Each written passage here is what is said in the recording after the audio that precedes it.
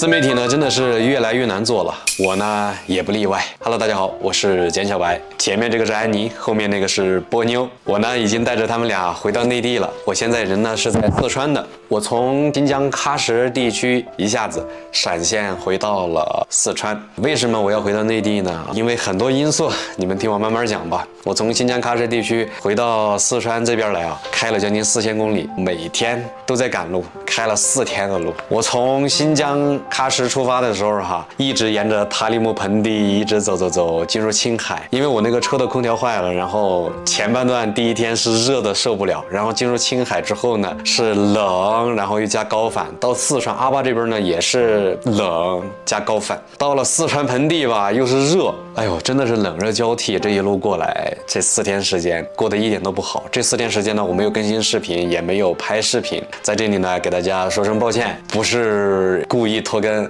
是因为真的我的题材不太好拍。我从6月份咱们出发去甘肃，其实我整个行程的拍摄还挺顺利的。从甘肃离开以后我去新疆，只是因为自己喜欢那个地方，所以呢就想去那里逛一逛。在北疆拍了2条视频就结束了。从甘肃去北疆的时候呢，也是开了将近2000公里，哇，真的太远了。新疆真的太大了，很多地方都很美，很想拍。但是呢，单纯的我的账号的话，给大家说一下，拍风景呢，真的没什么人看。所以呢，我们要拍人。那拍人呢，我们的视频内容呢又不是以剧本为主，所以呢就自然遇到那些人去怎么讲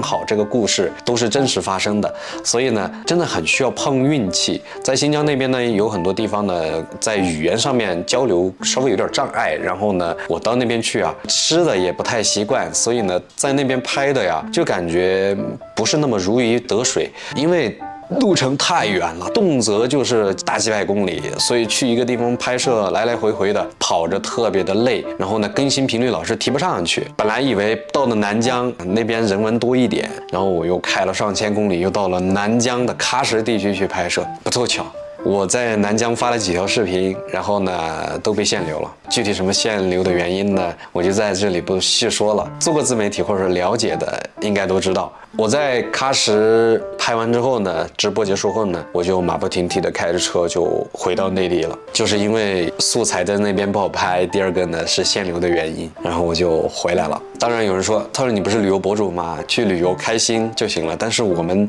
现在呢，团队第一个是有狗狗车行住的，其实他们也是一笔支出。我的2个小伙伴然后跟着我一块儿，也是一笔很大的开支，包括我自己车行住、车费、油费这些，真的非常的巨大的一个开支。如果说我继续在那边待着，真的我感觉再那样下去我就快撑不住了。本来一开始我说的是想去西藏，但是呢我发现我高反有点严重，现在身体有点虚弱，脾胃这个老是调理不好，然后呢又加上自己身体虚弱。本来原计划想的是从喀什地区进入到叶城，然后到那个阿里地区，再走318从拉萨下到成都，这样绕回来。但是呢，全程走国道嘛，就要绕很久，再加上自己身体不适，我就放弃了这条路线。以前其实我走过阿里地区，我那个时候的身体很好，我在阿里都要天天高反头痛，所以呢我就避开西藏，然后从青海那边海拔低一点的这样绕回来。没想到在青海、四川、阿坝这些地方我都高反了，高反之后是头非常痛难受。还有一个原因就是素材不太好拍，想遇到自己的有缘人不是那么的好遇见。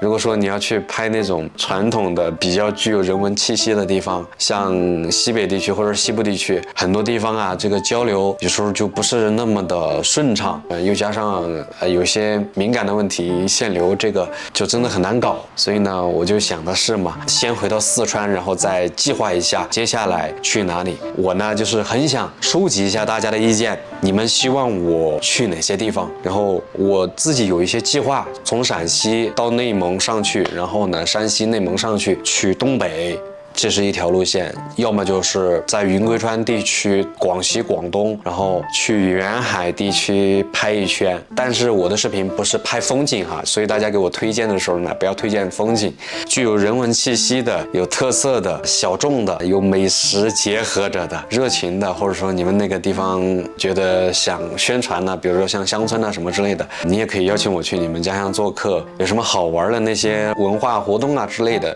你们都可以在评论区去留言告诉我。这是我第一次以视频的形式去向咱们的粉丝朋友征稿。过去呢，一直是按照自己的想法去拍，按照自己的思维逻辑，我喜欢的方式去拍。如果说你们有推荐的，我也可以整合一下，也不一定完全按照说你们给我计划的路线去走，我可以根据自己的路线，然后把你们喜欢给我推荐的那些点安排在这些计划的路线上。然后呢，我给大家讲一讲，一开始我说为什么自媒体那么难做了。从自媒体刚开始16年视频自媒体嘛，以这种形式出现，一直延续到现在为止，真的越来越难做了。视频博主太多了，确确实实竞争各个方面，有专业的团队，有很有想法的，有各种各样的人才在不同的平台上发挥着自己的光彩。也正是因为这个原因，导致了自媒体非常的卷。我这个赛道还行，其他的赛道真的是卷死了。纯旅游的这个赛道，只是拍风景，在路上拍那些旅游见闻呐，这些也是非常的卷。我这条赛道没人来卷的原因是啥呢？我这个吧，就是确实有点考验个人的这个社交能力，还有就是个人的编导能力。拍摄能力其实还好，主要是跟人交流，然后怎么去把这个故事有趣生动的去描述记录下来，然后传达给你们看。同时呢，把一些我想传达的东西放在视频当中，让你们看得清楚，看得有趣。其他的自媒体赛道的话，真的就是卷成红海了。包括直播带货也是杀的那个价格杀的太低了，导致很多供应链呢，导致很多农户呀根本就不怎么赚钱。说实话，价格杀的低，然后呢品质也降低了，所以带货这条路也不是特别好做了。包括广告，大家都知道我的广告也接得少，因为这个大环境不太好，所以很多老板、很多品牌、很多企业，他们都不愿意出钱去投这个广告。很多博主嘛，他们是靠商单，就是接广告为生的。这部分博主呢，收入减少了之后呢，也是相当难以生存。靠带货的呢，前些年很多带货早的呢，也赚得盆满钵满了。现在带货即便是不赚钱，他们也衣食无忧了。像我这种广告也不怎么接，带货又进得晚的这种上上下下的，真的是很难办。做自媒体嘛，其实大家一开始不接广告也不带货的。然后大家就是单纯的靠啥？靠视频流量的分成。以前像咱们字节系下面嘛，一系列的 APP， 像什么头条啊、西瓜呀、抖音呐哈，包括字节系以外的其他的平台，只要你发视频，播放量有了，都是可以赚钱的。说个一点不夸张的事儿，就是我见过的，我身边的有的朋友，他们一条视频可以挣几十万以上，那是一点都不夸张，少说都能够挣个几万块钱。以前做自媒体，光靠这个流量分成就能挣不少钱。那个时候真的不用操心说为了带货而去做一些其实自己不是那么情愿的去拍的视频的内容，只需要纯粹的做内容让大家看，你们也不需要花钱，直接打开手机就可以刷视频看了。但是现在创作者就不行了，你要么接广告，要么带货，别无他法。或者说你家中有实业的，你可以通过自己的视频去变现，然后引流到你自己的实业上面，这也是一个变现的方式。举个例子吧，比如说卖二手车的，或者说他自己是一个家纺品牌的老板，或者说他自己是一个做火锅店、做工艺品等等这样的一些老板，他自己做一个账号，可以把这些引流变现到自己的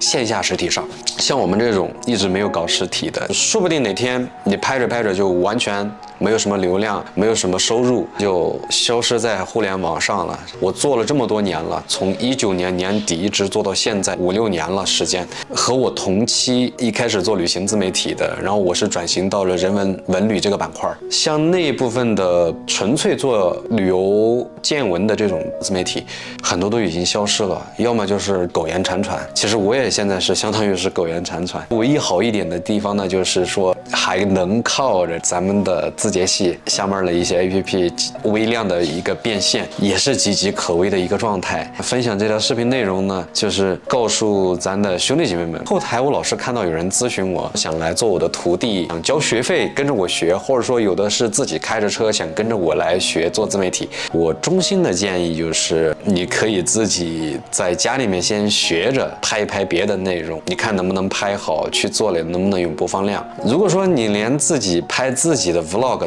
记录自己的生活你都拍不好，你跟着我出来做旅行自媒体，你同样做不好的。因为自媒体就是为了表达自己，让更多的人爱上你这个人，而不是爱上你去拍的内容。先要爱上你这个人，然后再去爱上你这个人拍的内容。这个呢，就是人设让大家喜欢上你的一个原因，从而你可以通过视频变现，然后通过做自媒体挣钱。所以呢，你来跟着我学做自媒体，也是要为了挣钱的，养家糊口的。它不像过去了，单靠拍视频播放量挣钱，那个时代已经过去了。因为我一开始是头条西瓜转向抖音的，我头条西瓜有很大一部分兄弟姐妹们相当于是铁粉，一直跟随着我账号的脚步，跟随着我的视频，陪伴着我走过了这么多年，就是很感谢大家嘛。但是呢，要给大家说几个消息，就是什么消息呢？以前大家就是看到经常头条西瓜有很多活动嘛，然后还有很多创作者去参加这样的活动，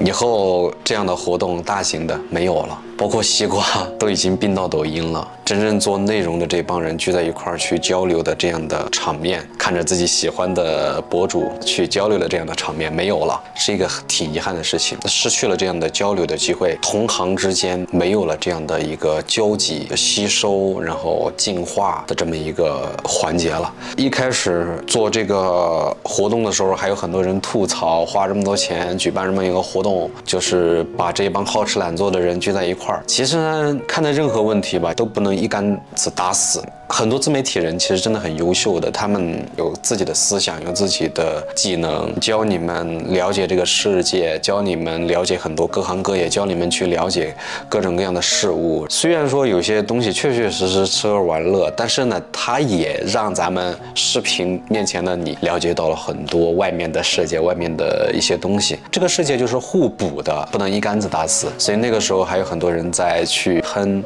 去说这件事儿。好了，现在这个自媒体时代变得越来越枯燥，变得越来越乏味，变得越来越单调了。你们每天打开手机，是不是现在刷的也没太大乐趣了？所以挺怀念过去的时候的。也有人说是初心变了，其实说实话，并不是初心变了。我这些年一直走在路上，我一直坚持着做自己喜欢做的内容，做自己想要做的内容。只是呢，社会的趋势，这个社会很多在改变，人永远不可能停留在过去。我们要跟着时代的步伐往前走，跟着平台的脚步往前走。所以呢，你要去顺应它，就只能这样子，这个是没有办法的事情。说到这里，真的心里面一想到过去那种为了内容、为了远方那种感觉、那种激情，真的是由内到外的向上而生的那种感觉。当然，我现在也没有失去那种激情，只是说我的内容更垂直了，方向也更明确了，所以呢，都没有去拍那些很水的内容，大多数都是围绕着视频主题去更新。